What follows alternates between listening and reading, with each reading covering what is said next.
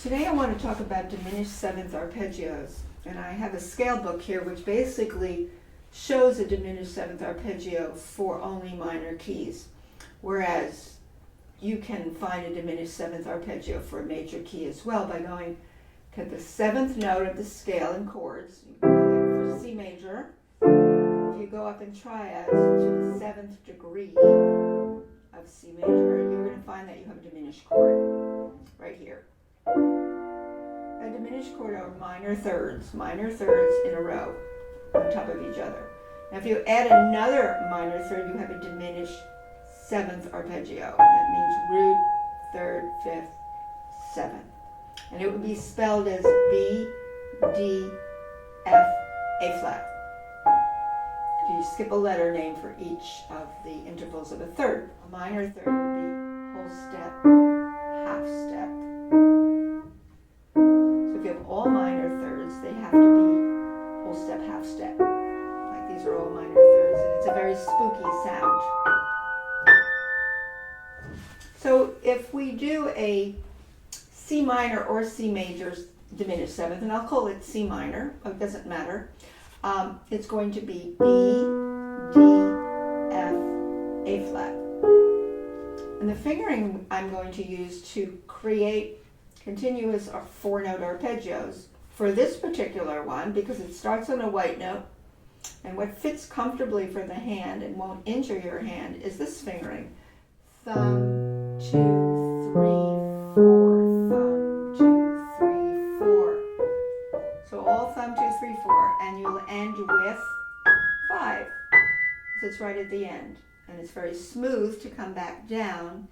4, 3, 2, 1, 4, 3, 2, 1, 4, 3, 2, 1, 4, 3, 2. Now the trick of playing a beautiful 4-note diminished 7th arpeggio is the same that applies to any arpeggio. You don't want to have a thumb poking out, interrupting the seamless flow of it, and you want to have a beautiful legato, wavy sound to arpeggios. So you have to figure out how to do that. You also have to consider the turnaround note. You don't really want an angular turnaround. It's sort of a pokey 5. You want it to be a round corner. You want it to carry some energy to bring you back down. Basically, you want to go all the way to the top as a horizontal flow with that energy to bring you back down, that turnaround energy. So what you might do is some blocking first. You have your thumb, then you have your 2, 3, 4 block. Let go of these lower fingers and use your transitional finger now with a soft thumb, which comes under the transitional 4. I'm going to get that thumb under pretty quickly. Now here's where there's a little rotation and back. Now here, don't try to connect it when you're blocking. Just feel a loop around. Feel a loop around, float around. Keep your thumb real relaxed. Float around. And then. So actually unravel it. You're thinking long groups of notes. You're thinking under thumb, quick. And then this rounded corner there, and then come back and roll around and down. So it's really try to make it very much of a beautiful musical singing tone line that way of legato. If you want to double speed that, you're still thinking of that same horizontal lateral flow, extra energy at the top, but it's rounded corner, bring you back home. So maybe exactly would be T. Around, float around, again, roll in. To the top and around. I always say to students around and around and around and around, so they don't get this up and down robotic kind of sound. Now if you want to go into a staccato, you would think of snipping your legato. So if you do your legato to there, you're going to snip it out now. Snip. Stay close to the keys. Around. Stay close to the keys. Yeah, kind of hover over the keys, but have that crisp release or the snipping out of your fingers. Now when you play the left hand, you're really going to have like what's called mirror fingers, not in the very start of it, but in the body of it. You're going to notice that you have 4, 3, 2, 2, 3, 4 right here. So we have mirror fingers right in the middle, and the thumbs meet on the other ends of the middle fingers. So your thumbs do meet, except for the top and the bottom. So you can see your thumbs meet, and then you're looping around to the reciprocal fingers, these. You might block the left hand as well. You can always block this hand. Remember here, you just want to loop around. Don't try to use your elbows to come out or twist. There's no twisting. And here, you're letting go. Once you block 3 notes, you're letting go of these 2 fingers, and you're just thinking transitional 4, float to thumb. Make the thumb light and resolve. Now you can block together. Now when you block together, each hand is doing something else in terms of that transitional shift under. One hand is not holding on to notes. The other hand is. Look at the left hand. The left hand is keeping the block, but it's just making a separation over, whereas the right hand has the connecting. And now in reverse, the left hand is letting go of the upper notes. The right hand is keeping the 3 notes, but looping around. I'm probably not doing it, but exactly, as long as you get those blocks.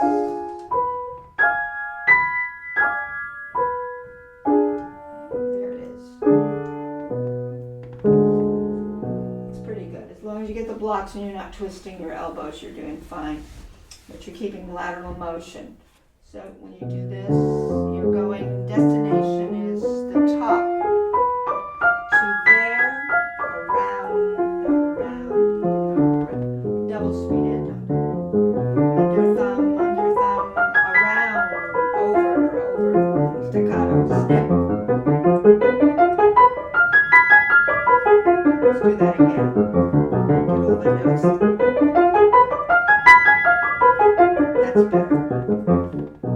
This piano is kind of heavy compared to my Steinway, which I really have to weigh into these keys.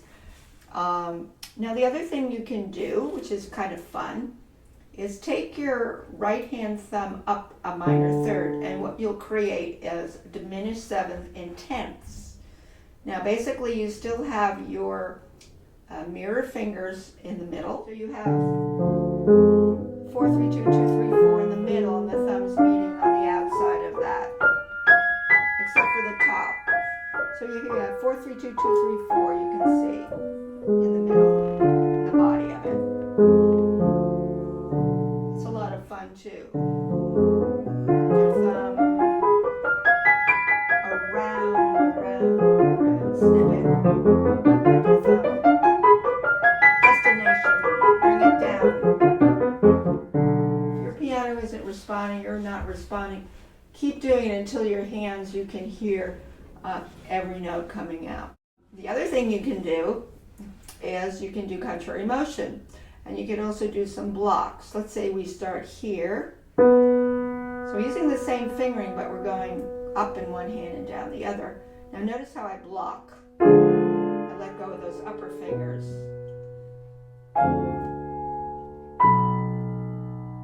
You should really go toward the instrument when you're in the last octave. Now this you just want to loop around. Don't worry about connecting. You will fill that in. That's the idea of having the wavy feeling and the relaxed thumb that's most important. If you go slowly, you always start less, by the way, roll into, roll to your destination there, and come back in, and then roll into, drag the fingers, and come back. The other thing you could practice is when you have either tense or contrary motion is leveraging weight. You can practice bringing out one hand and lightening the other, like bringing out the left hand maybe.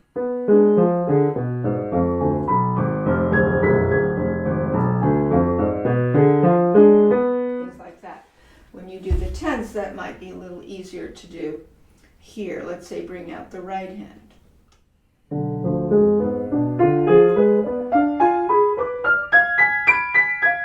the fingers. Now bring out the left hand.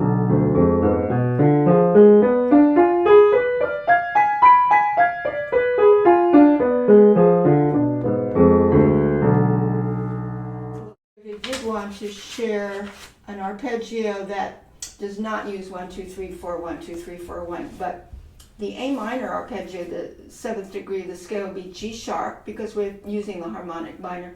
And here where you have the black note starting, you would not use 1, 2, 3, 4. That's very awkward. You would use 2, 1, 2, 3, 4. Loop around, get that nice rotation. This hand would have 4, 3, 2, 1. That works well. So we don't have as much symmetry here between the hands with this particular one. So we have 2, 1 and 4, 3, 2, 1.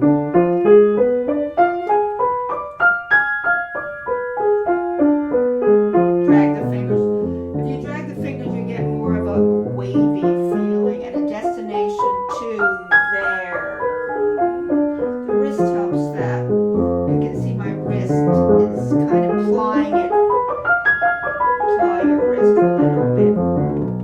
See, a little bit of wrist plying always helps. Now if you want to do the tenths, you would have a 4 here, and your next finger up here would be the thumb.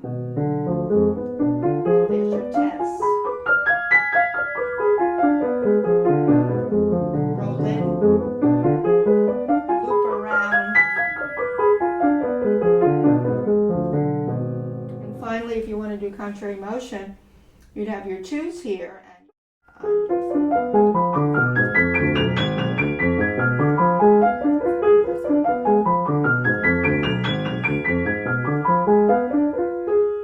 you could also practice crescendos and decrescendos, such as make your crescendo, decrescendo, crescendo,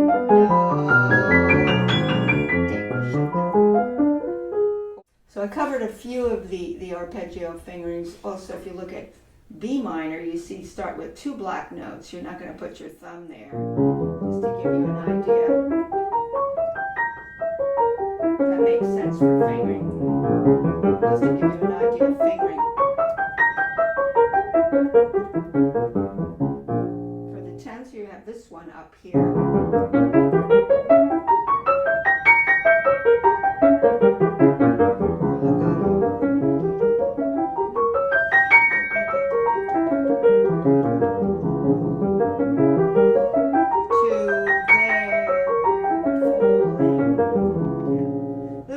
Three different actually examples. There was the white,